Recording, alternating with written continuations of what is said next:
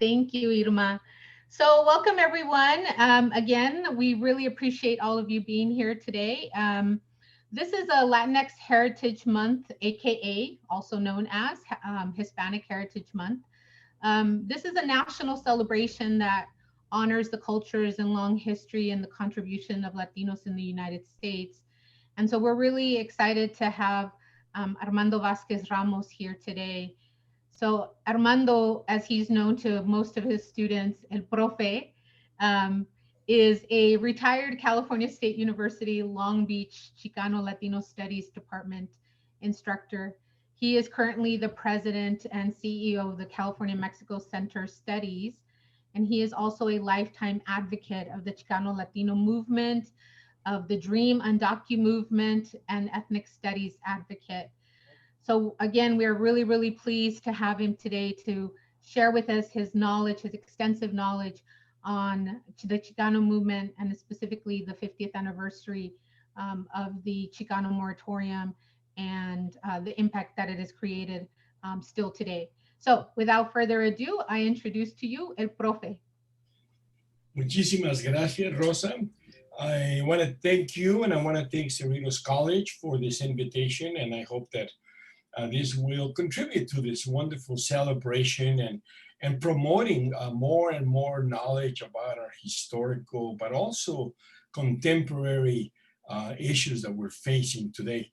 So the name of the topic, the name of this presentation is celebrating the 50th anniversary of the Chicano Moratorium. But in that context also, I wanted to share with you with this outline what I would like to cover today, which is not only to celebrate the moratorium, but also how the Chicano student movement evolved. Because the moratorium was a byproduct of the student movement. And in this context also, we celebrate still this year the 50th anniversary of El Plan de Santa Barbara, which took place at UC Santa Barbara in April of 1969, and that gave birth to the emerging movement of ethnic studies programs. In our case, the Chicano studies programs that were born out of that conference. And I also want to put into context how the students were the ones that led this mobilization at each campus after we came back from that conference at UCSB that led to El Plan de Santa Barbara. Needless to say, we have come a long ways. In the last 5 decades, we have made tremendous gains, but still there's many, many challenges. And this is part of the context that I want to put this presentation into, especially since today, and I included some reference to a very recent report that was published claiming that the 60 million Latinos in the United States are now the 8th largest economy in the world today. And that's a mouthful. And I'll try to break that down in the context that it reflects what we represent as a community in the United States. So let me begin by sharing with you that on the occasion of the 50th anniversary of the Chicano Moratorium, the LA Times, for the first time ever, provided an extensive coverage that has never been done for anything that has to do with our community. And it was amazing because it was a series of articles that preceded and that followed the publication on Sunday, August 23rd, of the entire calendar section of the LA Times. I do not think that I want to spend the next hour with you telling you the details and the historical reference to this mega event, this historical event that took place on August 29, 1970. Read it, please. Go to that link. And also another link that I'm providing in this presentation, which is the link to the collection of opinion articles that were written by Ruben Salazar right up to 2 days before his killing. And I tell you, it's amazing the evolution of his writing and the topics that he was covering on a weekly basis, because he was the first Chicano writer, Mexican American opinion writer that would publish on a weekly basis on a topic related to the Mexican American community. We will talk a little bit more about Ruben Salazar, but I wanted to start with today the context of the event of the moratorium with a short video clip that I would like to play for you so that we can get a sense of what happened that tragic day at Laguna Park. It's easy for the establishment to say, aren't we all the same? Aren't we all Americans? Well, obviously we're not. Otherwise we won't be in the revolutionary process that we are in now. What, in your estimation, is the most serious problem? Los Angeles Times columnist Ruben Salazar had been following the Chicano movement ever since the Denver Youth Conference. Chicanos, in turn, were coming to respect his frank commentary. And when he goes in the army, he goes to... Salazar now joined Chicanos in vocal opposition to the war. Many of us are quite grateful that I, for one, probably would never have gone to college if I had not been in the army, thanks to the GI Bill. But the fact remains that we seem to lose more of our people in Vietnam in proportion to the rest of the population. The Chicano Moratorium Committee was formed to build momentum against the war. The idea came up, why don't we have a national meeting and start developing how we nationally do something against the war? So let's have our own Chicano moratorium. They held anti-war rallies in Chicago, San Francisco, Austin, and Houston, with a major demonstration slated for Los Angeles in August 1970, a moratorium march. Afterwards, Corky Gonzalez and others hoped to convene the first meeting of an all-Chicano political party. In many ways, the Moratorium March was the apex of the Chicano movement. And it was a moment in which we all felt that we had to speak. And the war was the single most important issue that was confronting the country at the time.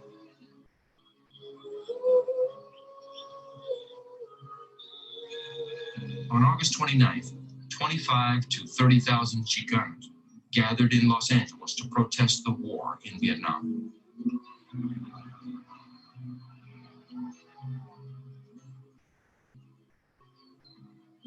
There was a couple getting married at the St. Alphonsus Church. They timed their wedding so they could come right out of the church into the march. Ruben Salazar was there, and he came up right in the middle of, right up Whittier and Atlantic, in the middle of the street, gave me a big thing. Well, you did it.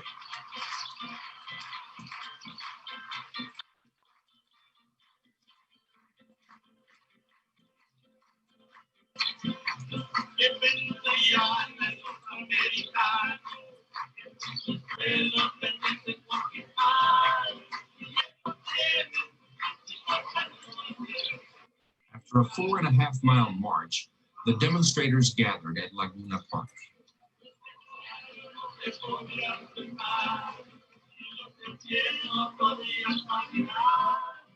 Everybody was there greeting their friends, greeting their families, people that they met, relatives they may not have seen in a long time that they happened to see August 29th. During the afternoon rally, a disturbance erupted at a local liquor store. According to the police story, some people went into a liquor store and walked out with some six-packs and went towards the park. And supposedly the shop owner called in the police. The police came and started chasing the people that supposedly took the beer, and people ran into the park. And then the police wanted to go get them, but the people in the park wouldn't move out of the way. So they had to call more police and declare it an illegal assembly.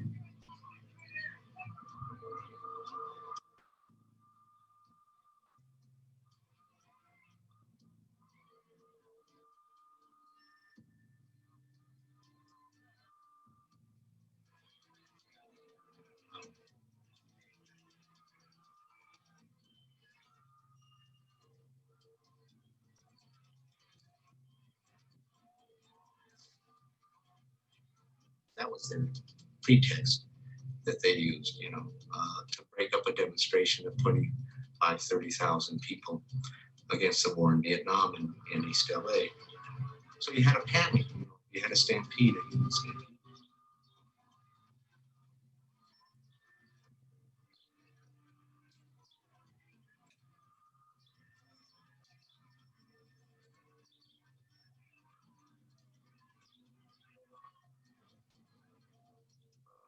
A lot of destruction took place on both sides. The police called it a Chicano riot. The people called it a police riot.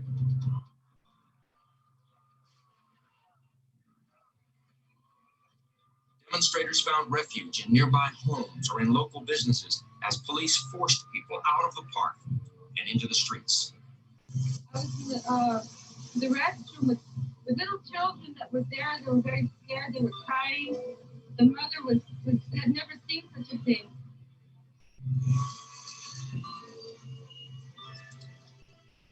Deputy Sheriff Thomas Wilson responded to a report that an armed person was in the Silver Dollar Bar on Whittier Boulevard. When I approached the doorway, I knew I had a tear gas projectile and the weapon. I wanted to get something inside, and I wanted to get it inside quick. I attempted to aim up towards the ceiling to bounce the projectile to the rear of the bar. Some people inside never heard the orders to come out. Among them, Ruben Salazar. Sometime later, after the gas cleared, information was received that the victim, Mr. Salazar, was inside the location, had been injured. The officers investigated and they found that he was dead and was lying approximately 20 to 25 feet inside the front door. The deputy sheriff's tear gas canister hit Salazar in the head, killing him. If it was an accident, it happened because the lives of Mexican people were considered worthless.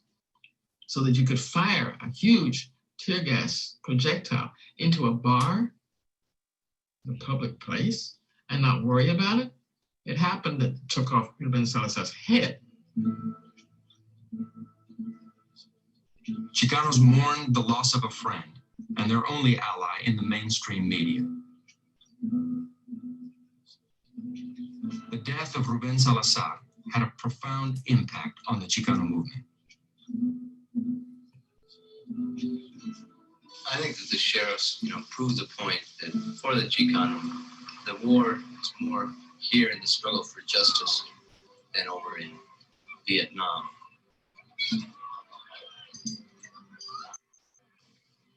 We had considered the possibility of violence, being that there were so many people. Certainly not deaths. 200 people were arrested, 60 were wounded, 3 died, and plans to create an all-Chicano political party were postponed.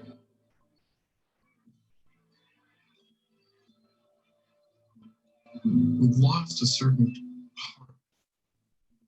We lost a certain innocence of our ideals, that we could engage the country through the country's own ideals of the Bill of Rights, the ideals that the country was supposedly founded on, and that we could be killed. All people who are struggling for more social justice, it's a long struggle, but there are traditions that get set, there are concepts that get established, there's visions that get put out, there's dreams that get dreamed, and just having those in our lives and in our minds is a victory in itself.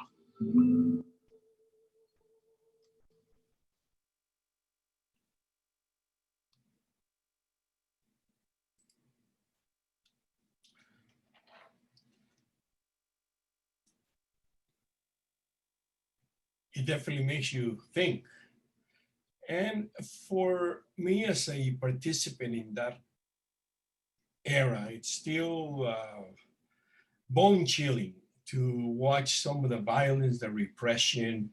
I always observe the reaction in that particular clubbing of the young Chicana right in the back of her head, and she just crumbles into the ground, and we don't know what happened. What was the damage? That was the the uh, the worst that had ever happened to us.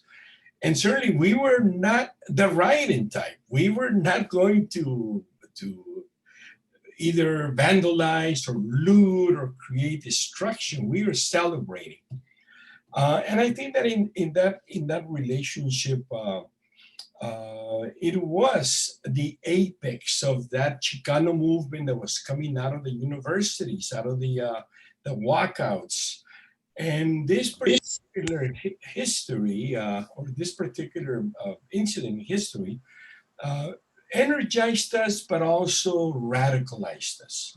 Because this was not the end of the protests that followed. I was arrested a year later in the 1 year anniversary of the moratorium. It also energized us to construct, to create, and to continue to open the doors of opportunity for education. And I think that's probably what is most important for me to share with you today, that we stand on the shoulders of many others that came before us. And for my generation, it was the leadership of one Sal Castro, the teacher at Lincoln High School where I attended, both junior and senior high school, uh, and that who was the brain behind the East LA walkouts.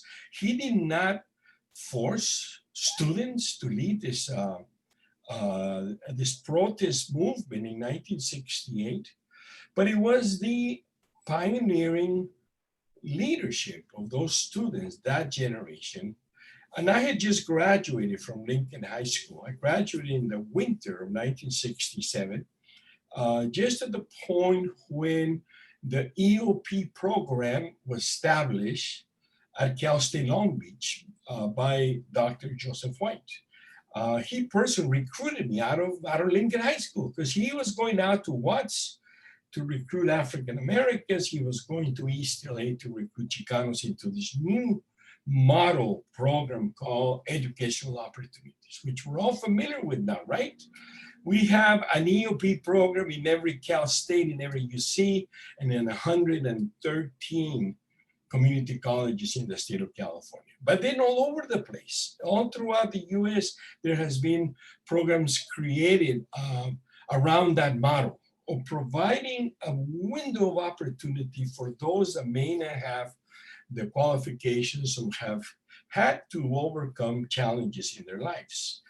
Both Sal and Joe, in my opinion, were the spark that created, first, of course, the walkouts, creating the synergy for Chicanos to push forth and become mainstream into higher education through the EOP program. And that's how I came to Cal State Long Beach in January of 1968, just a couple of months before the East LA walkouts in 1968.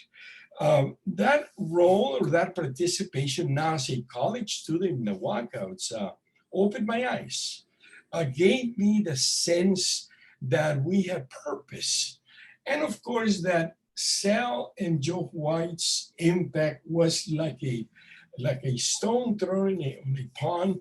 The ripple effect was throughout the state of California, because this was the same experience that we were following up and down the state. Here's many of the student leaders that led the walkouts that made with Bobby Kennedy just a couple of months before he was killed here in Los Angeles. And of course, the mobilization, the radical element of the Brown Berets. But look at these gatherings. Look at this, the passion, the energy in this room, which I dare to say that we don't have today in our community.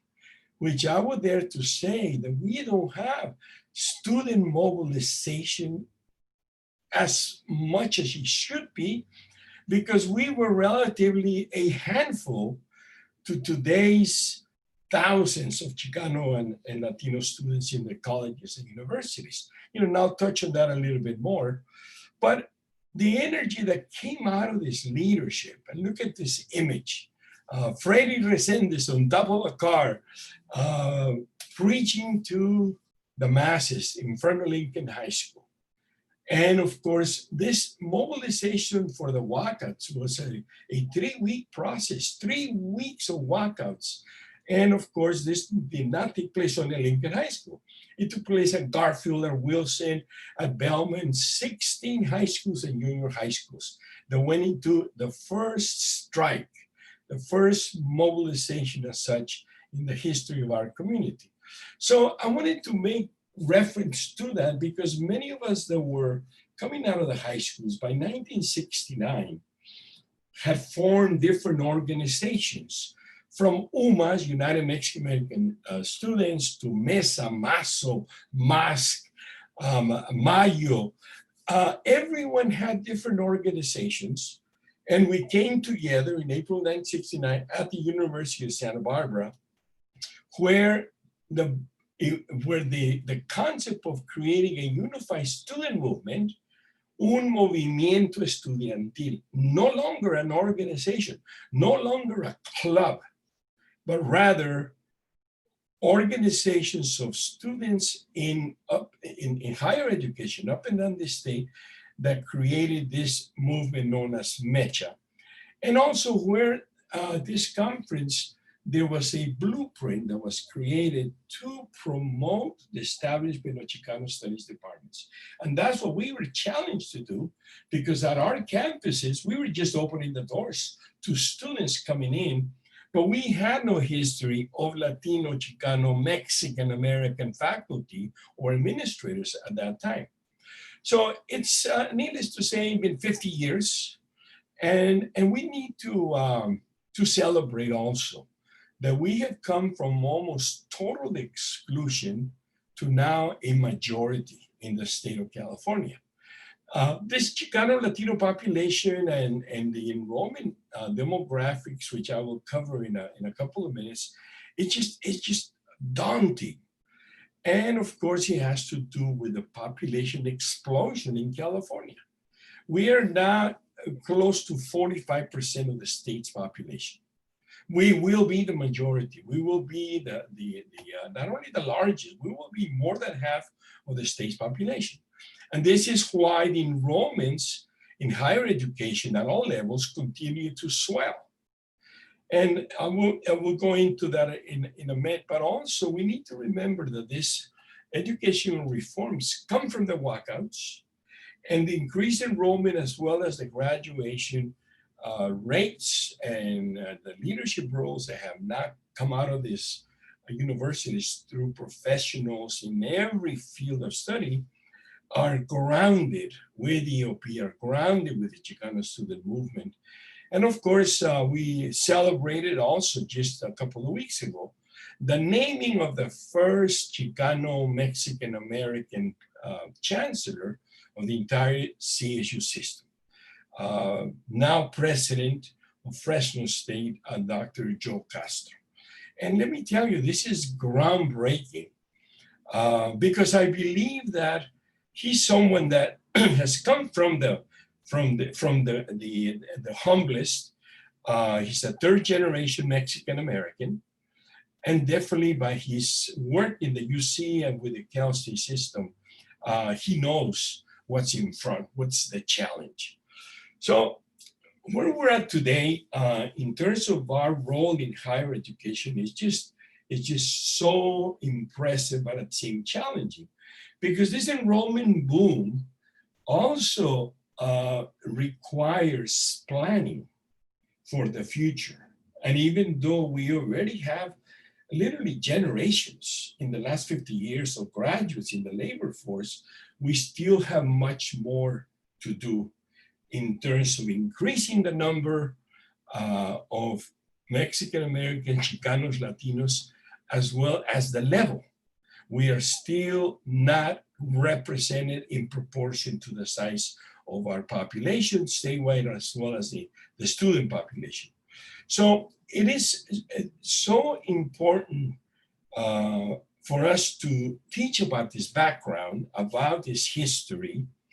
And today, there is a growing importance of Chicano studies in public schools. I think that most of you are aware of the recent passing of a new requirement for the entire Cal State system, that every graduate will have to have at least one ethnic studies course, but also at the local level. And other state ethnic studies legislation, one that which is recently vetoed last week by the governor, but I will not go too much into that at this point. I just wanted to comment that my role at Cal State Long Beach today is as the administrative coordinator for a relatively new program. 5 years ago, I established this ethnic studies program in collaboration with 3 school districts, El Rancho Unified here in Pico Rivera, at Long Beach Unified, and then also we brought in Norwalk, La Mirada Unified. And in the spring, we're bringing in Paramount Unified as well. And I'll talk a little bit more about that later on. But that's what keeps me energized and committed to continue this decades-long applied for educational opportunities for our community.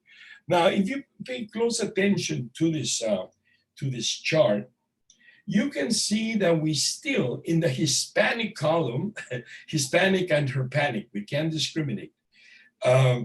You have this blue section way at the bottom, which is still less than high school. Now, what accounts for that? We're not dumber than the rest of the others. It happens to be a continuing problem of dropouts, a continuing problem of immigrant populations that are not completing their high school. And of course, we're still very, very tiny at the very top of that bar. You almost see a non-existent doctoral degree enrollment. So again, we made tremendous gains, but we have tremendous challenges to promote more to study, but also to study at the highest level possible. And in my opinion, I'm convinced that Chicano studies, ethnic studies can be a driving force for that. Here you have a breakdown of the college degree by age and race in the United States. So you can see which is the lowest bar, the lowest column of bars, and how we're doing in terms of the age brackets. Needless to say, we need also to improve here as well.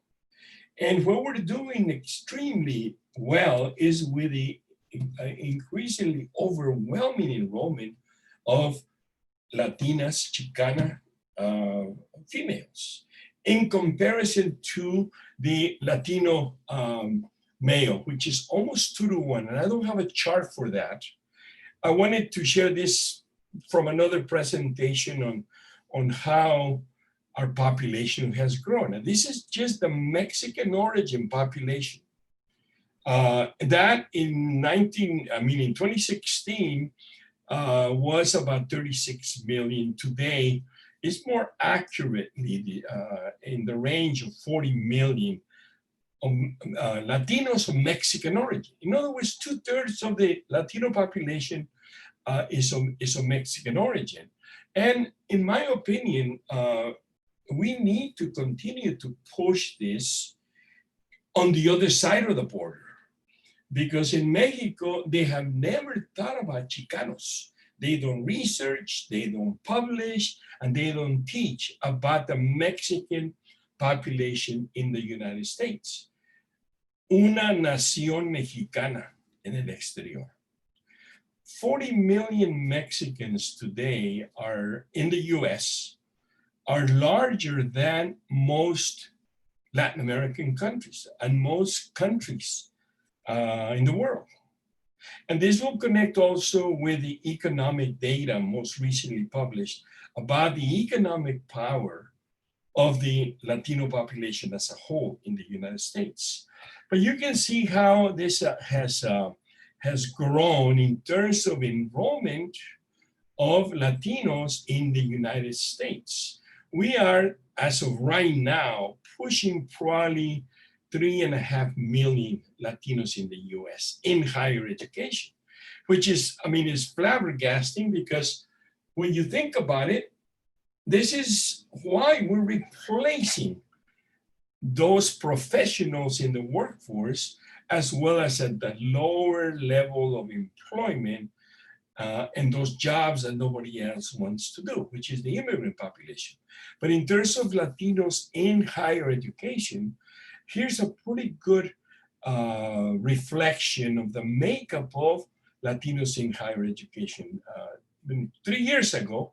But this is a diversity that is consistent today. So again, in higher ed, almost 3/4 of the Latino enrollment is of Mexican origin, and you see all the breakdown of the different subgroups. This is the first chart I wanted to show you from this latest study, which is at the link is in the PowerPoint here towards the right side. This is the Latino Donors Collective 2020 report, which is just published last week. And I really, really ask you, you can go to our website or you can go directly to LDC and look up the report. It's free.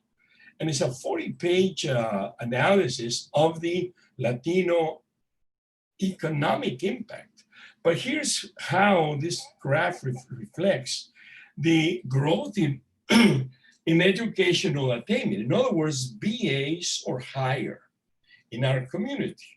So what is impressive about this is that every single year we have had the fastest and the highest growth in higher education.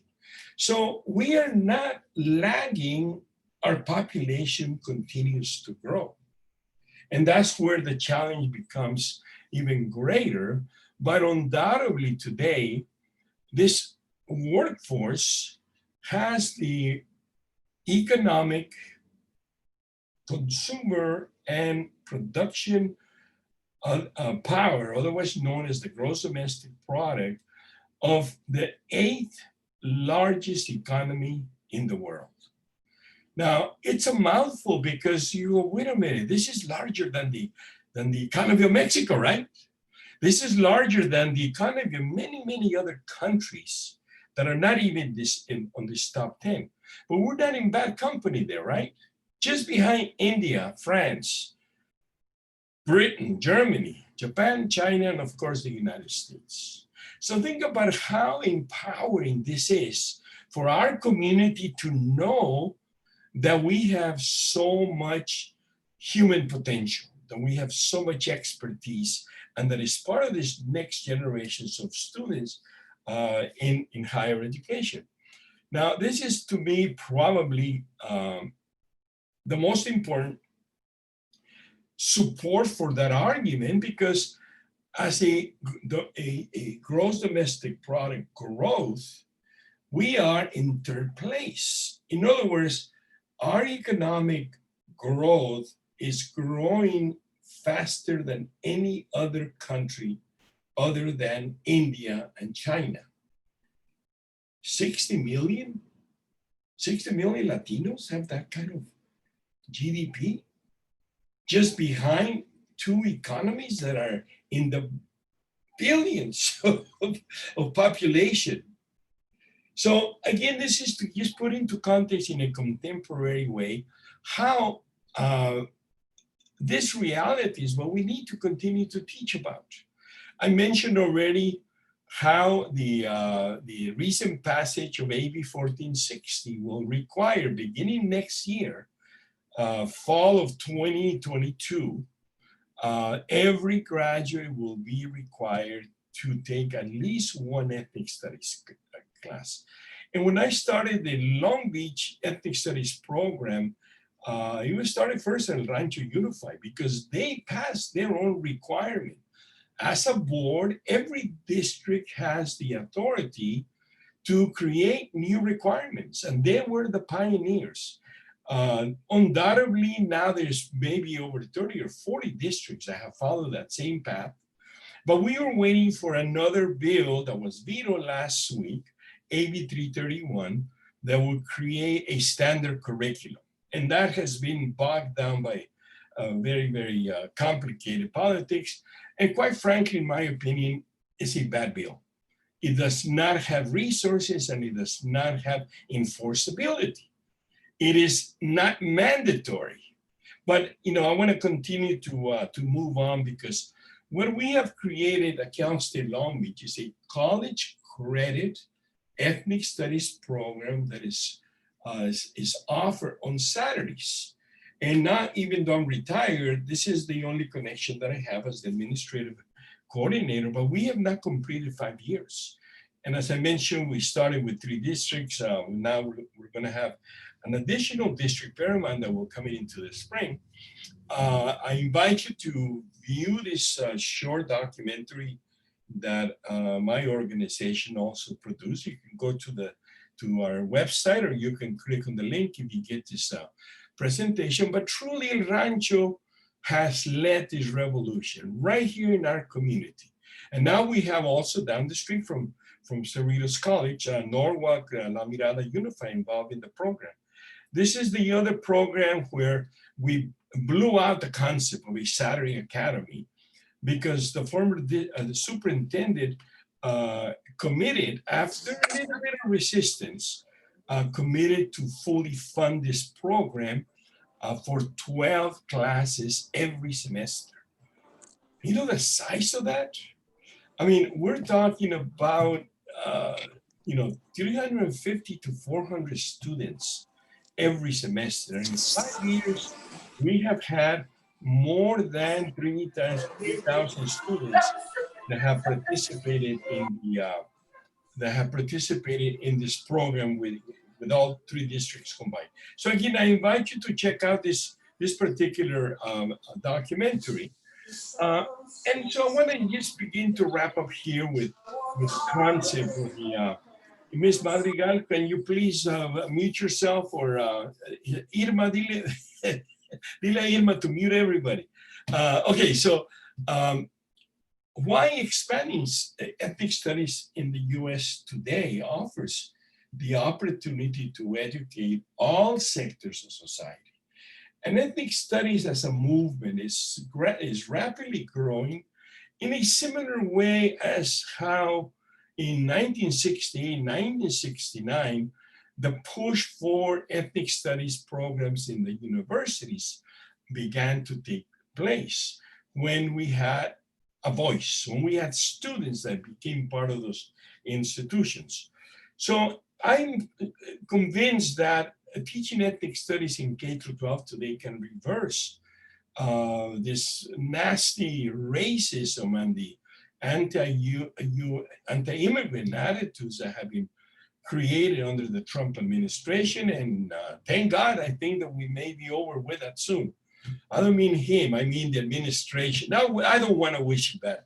Anyway, the US November 2020 elections are so hugely critical because unless we can reverse this era of hate against Mexico and immigrants in particular, we're going to be in a hell of a situation. The world will be in trouble.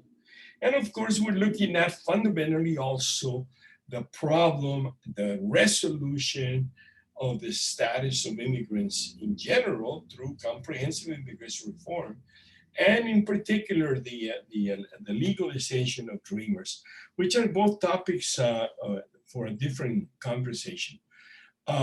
What I'm proposing, and this is my personal agenda, if you may, my vision, and why I think this is it makes sense for us to continue to create educational opportunity. We need to continue to promote the teaching of history, culture, and the contributions of our communities of color, but in particular, our community. And I'm proposing that, I'm promoting that in particular in Mexico. I started last year with the 50th anniversary of Chicano Studies. We organized, my organization, we organized a 3-day conference here in Tijuana, Colegio La Frontera Norte.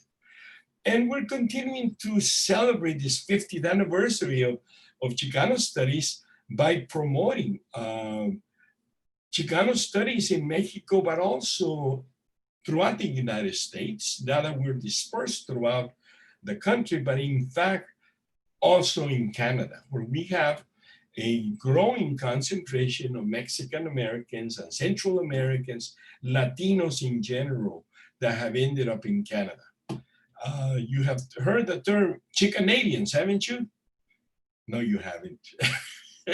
Anyway, the challenge and the opportunity is that all of us have the capacity as faculty, as students, to learn more, to expand our knowledge, our research, and to teach at all levels, especially as it relates to opportunities that we can create to teach in the earliest levels. By the time that we get students in college, they already have missed the opportunity to learn about their history and their culture, and they are focused on a career. And this really is why it makes sense that we need to create ethnic studies in K through 12. Last and not least, to promote Chicano studies, part of what we're capitalizing on is this 50th anniversary of Chicano studies, but also like today's seminar or presentation, we need to create those forums, conferences, cultural celebrations to promote Chicano and ethnic studies at all levels. Because with that, and that doesn't require legislation, doesn't require institutional mandates, but definitely we need to call upon all our local boards of education to adopt policies that require ethnic studies in their curriculum in order to graduate from high school. And finally, I mean, it's obvious, this is not a commercial plug. This is a model that we have been very successful in creating an alternative to the Monday through Friday curriculum, and to offer these classes with college credit, Cal State Long Beach credit. And there's no reason why community colleges could not do that. I know for a fact that El Rancho Unified is now offering ethnic studies, Chicano studies primarily, classes from Rio Hondo Community College. So I put that out there because I believe that this is the way that we can create the synergy to continue to learn more about our community, our historical events such as the moratorium and the walkouts and everything. But frankly, the greatest challenge is ahead and is going to be determined by the elections next month. So thank you so much again for inviting me, and I hope that I will have a chance to answer questions and any other comments that the folks online may want to have. Thank you, Armando. So there was actually a few comments that I know that you were busy with doing the presentation, but there was quite a few comments as you were showing the video earlier about the moratorium in regards to how history has been repeating itself, right, with the Black Lives Matter movement and how nothing has really changed. And so I don't know if you have any comments towards that particular comment that was made or those comments that were being made. There was another one that said similar language was being used in the news now about, the police actually calling it a riot and Chicanos calling it, the Chicano Moratorium participants calling it a protest. So I don't know if you have any comments towards that. I would like to comment. In fact, I had in my notes as I was watching the video myself to point out that this was a police conspiracy. The execution of the repression to crush the moratorium at the point of the celebration, it's clear. It's in the video. It's LA County Sheriffs and LAPD jointly coming at the same time. Now, give me a break. Some cholitos ripped off some beer from a liquor store and they mobilized that amount of police force with gas canisters and the force of this repressive police force. It was frankly planned. Now, there's speculation as to whether Ruben was executed, whether he was assassinated rather than an accidental killing. There is a film, and in the calendar section of the LA Times on August 23rd, there's an article about the film made by Philip Rodriguez called Man in the Middle, about Ruben's life, and which is inconclusive as well. And Phil himself says there's not sufficient evidence to conclude that Ruben was executed, targeted. But we know that he was being followed because of his writings, because of his investigative reporting. And he was also at that time the news director for the emerging Spanish International Network, SIN, which became Univision, one of the mega networks in today's media. And Ruben was also reporting on incidents and investigating, especially the case of the two Sanchez brothers that were killed by the LAPD while they were asleep. Sounds like Breonna Taylor, huh?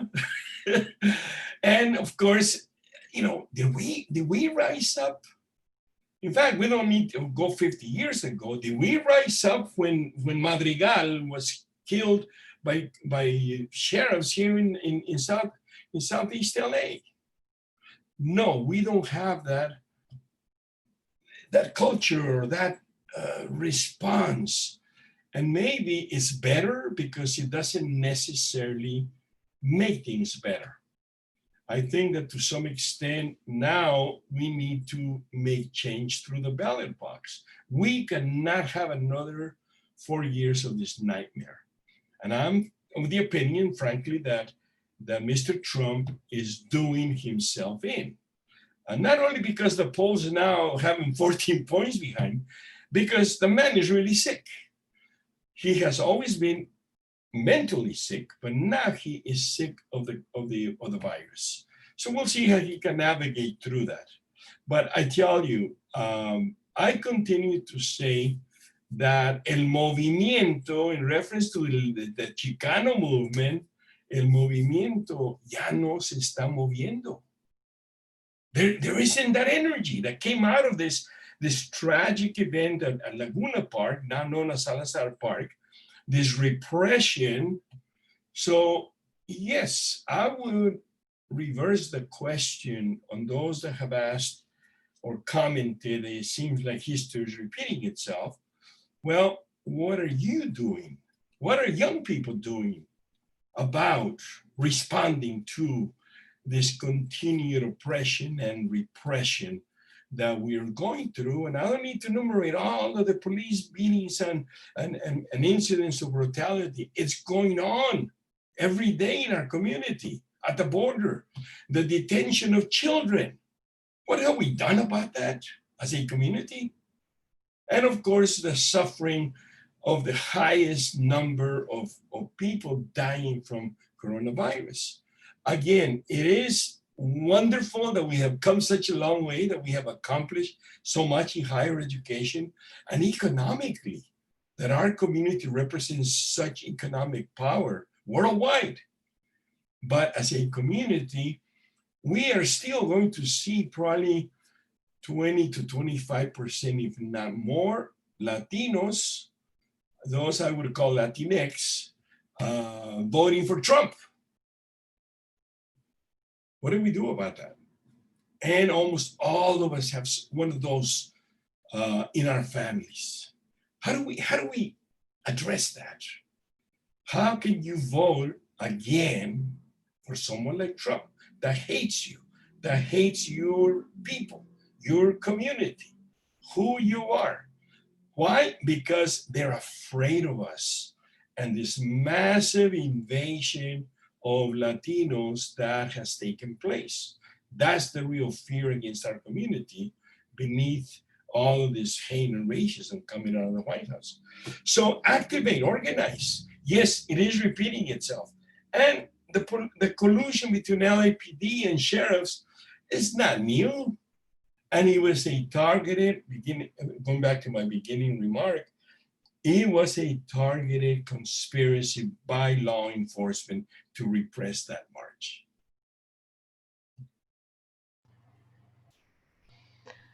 Does anyone have any questions that you would like to ask el profe?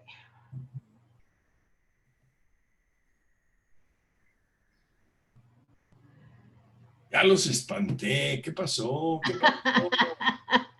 Well, actually, Professor Walter Fernandez has put some comments in the chat box. I don't know, Professor, if you want to, Walter, if you want to share those comments out loud, or. Sure. I mean, I pretty much wrote it down as fast as I could, but no, I'm reminded about how complex the issue is. As the Professor Vazquez said, it's a complex issue, in that there is great variety among the Latino population in varieties of social class, varieties of perspectives, conservative opinions, religion, which would lead a number of Latinos to vote very conservatively for Trump. There's a lot of dislike between groups in some cases, and even within a national group, to use the term national in that sense, there are still class dislikes in some cases. There are some, and like the professor said, we may know them closely, who you would think, you would look at the person's background and say, listen, sister, you're completely proletarian, you're completely peasant, your people work the fields. Why would you vote for Trump? Sometimes it's religion, sometimes it's self-criticism. Now, self-criticism can be a good thing, but sometimes it is self-criticism without critical thinking. And you get comments like, well, our people are like this and our people are like that, and most of blah, blah, blah. And I say, well, it doesn't sound like you like a lot of your people, though you're sitting right next to them in church, So I think it can be a complex issue. And I know my students, I've traditionally always had good relations with the cops. But I know students who have said that, look, some of the brown cops are the meanest. Yeah. Some of them are the ones with the worst attitude.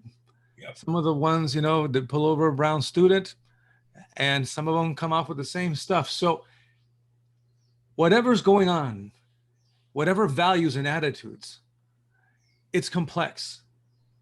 And it goes across racial lines. I'm not saying there aren't racist issues going on there, tendencies and perspectives, but there's nothing in the rules that says that there can't be such a thing as auto-racism.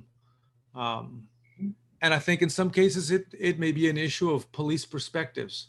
We the good guys versus the hooligans, versus the troublemakers, versus all the nacos. We're the good brown, those are the bad brown. We got to keep them in line. Very simplified thinking, to tell you the truth, which emanates from emotions, the foundations of radicalization of both sides. So that's what I wanted to mention about. I think mostly about it's so complex. I think we all see how complex it can be. Let me just comment this point at the end about the how bad the Latino cops can be, and in my opinion, the increasing number of Latino and Latina cops, and also at the border. both CBP as well as ICE. And that also comes from, in many instances, the programming, the brainwashing when they go through the military service. They already come out with a patriotic, American me. And they create this separation, even if it's the brother or sister. You say, no, you're not like me. And cops, have a very tight knit, almost comparable relationship to gangs. I mean, we're looking at here in LA County, Los Banditos, an official gang within the LA County Sheriffs that goes back decades. And the mentality of gangsters is not too far off how these groups within law enforcement operate. So it's again going back to why we need to do even more work today to channel our young people into higher education and to get into higher levels. I have never told anybody, "Oh, don't be a cop. Don't study criminal justice." There's so many Latinos that study criminal justice. They're going for the jobs, probation. They're going for prison guards. They're going for, of course, law enforcement. And I always advise them, look, if that's what you really want to do, but why not be an attorney?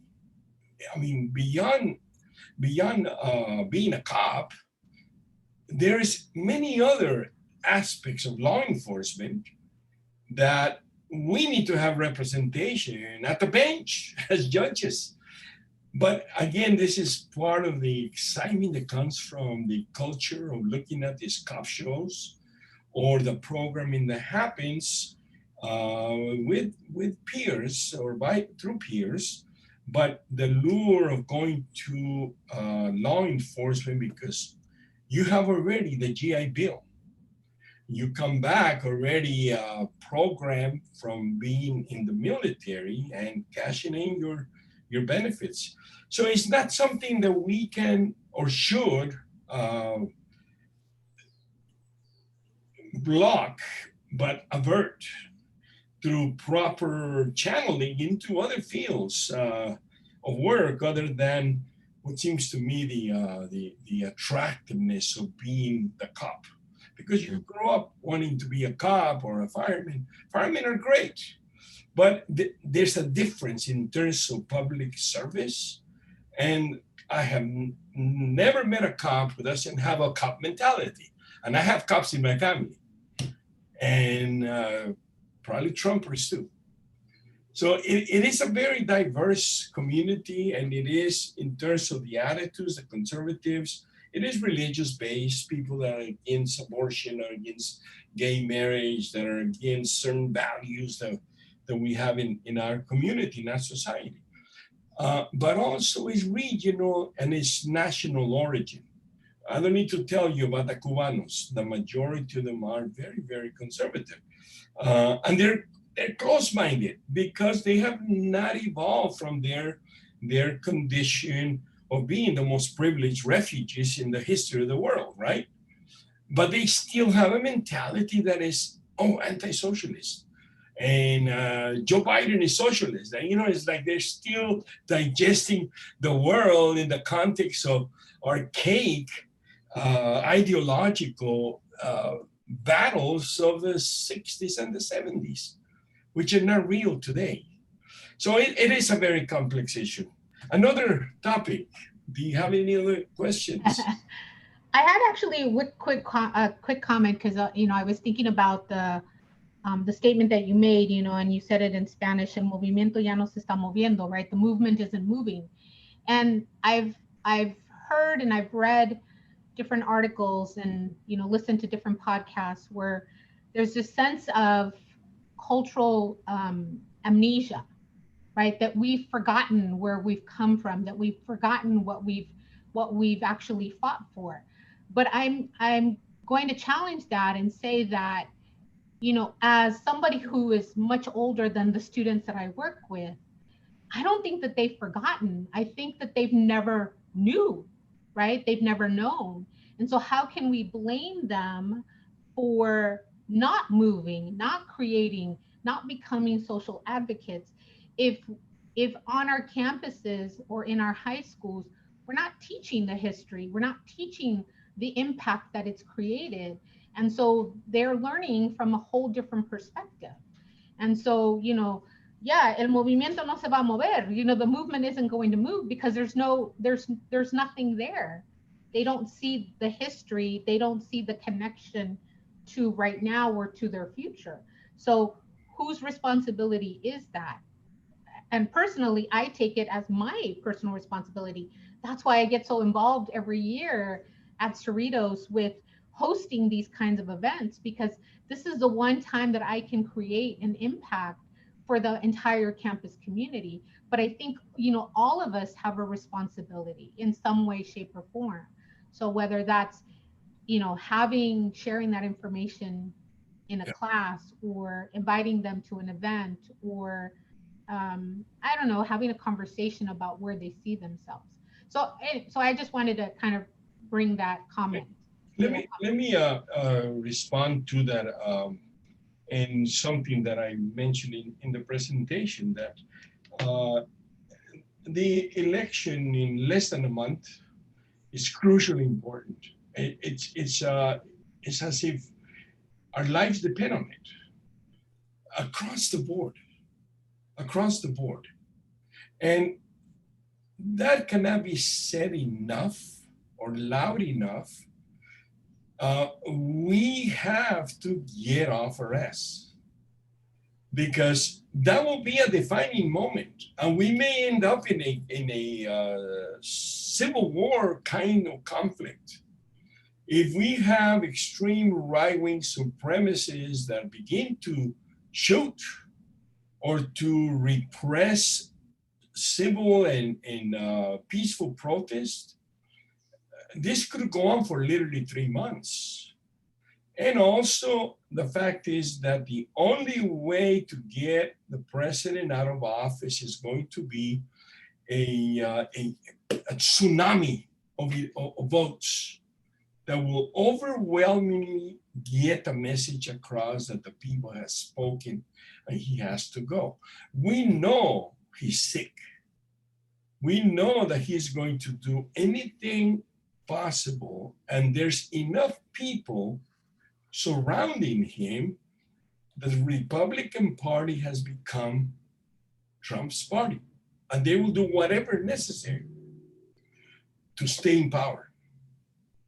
Now, that could lead to a police state. That could lead to, we already saw him ordering federal police. He sent CBP and ICE law enforcement into Portland. So if federal police were to repress, is undoubtedly already a card that he's put on the table. But the bottom line is that we're facing many, many other challenges. COVID is one. I mean, our community is dying, is being infected, and is being permanently damaged at a much higher rate than almost every other community. Why? Because we're the essential workers, and people don't have legal status to get the protection or the benefits, or they have to work to eat. And the same thing is happening in Mexico and in Central America and throughout the Western Hemisphere. And we need to have a plan to abate the coronavirus for the entire continent. You cannot just do it within your borders. It has to be international leadership, which this man cannot provide. And I hope that our country will be able to retake the leadership at that level. COVID is not going away until there is a vaccine, until there's medication, and until there is an international collaboration. And right now, this man has totally disconnected us with everything, including the World Health Organization. So to me, that should be enough for young people to wake up and get activated, not just change their name to Latinx or Chicanx. Show me something behind an identity that is connected to a social movement, as it was the Chicano movement in the 60s and the 70s. That movement is the same movement today. Call it whatever you want, but don't just do it aesthetically or symbolically, because the X is supposed to mean this and that and the other, and now we're more inclusive and we're more, well, what did you do to make that change in this millennium generation? I tell you, there's many challenges, and I think the other one is, of course, capitalizing on this economic power that we have, because we need to project ourselves with an attitude that we are the largest ethnic minority in the United States. We are going to have this, we'll see, the highest voting bloc after whites. Let's see if it comes out, if it's reflected. But also, we have an economic power base that should be connected. We should have the mentality of creating wealth within our own community. And we're not doing that. We're kind of all over the place. Everybody's more concerned about self-improvement rather than how do we bring all the boats up at the same time. So, I mean, there's a lot of work that needs to be done. And I think, of course, we're all isolated right now because of the pandemic. But student movements need to become activated. And one way to do it right now, even from a distance, is let's get this nightmare out of office, because that's the crux of any change and reversing all of this hate that has been created over the last 4 years. Since he launched his campaign, he came after us against Mexicans, against Mexico, against immigrants, against anything that would create that synergy with a supremacist in this nation. And they're not going away either. So believe me, we thought, those of us from the 60s, we thought that we had already left all that behind. It has been alive and well, and it's going to continue to be alive and well. They will die with their racism. Nothing is going to change. So we got to outnumber them at the ballot box. So I know Celine had actually had her hand up. So I'm not sure, Celine, if you still wanted to share. I know you had your hand up for a while. Yeah, I just wanted to make a quick comment that I do agree with Professor Armando. This isn't going away. And I personally haven't seen like an actual movement within us students at Cerritos. But I agree with you too, Rosa, because we haven't actually, I never knew about these incidents or this history like in high school. Like, I don't remember much about high school and what I learned. It was just, your basic, like the Declaration of Independence, just all that basic stuff. And nobody really talked about, what happened to our community or the Native Americans. And so I definitely agree on both of you, on both points of view. And I did want to share that over the weekend I was in San Clemente, and there was a Trump rally going on, and I'm just thinking to myself, like, wow, like, what's the point of this rally? What are they trying to prove? And it was just really sad, to see that that there's so much divide. And so I just thought I'd share that. Well, Celine, so are you willing to step up and take a leadership role? It's something that has been on my mind, but how do you go about it? Look, exactly like the high school kids did in 1968. They were no different.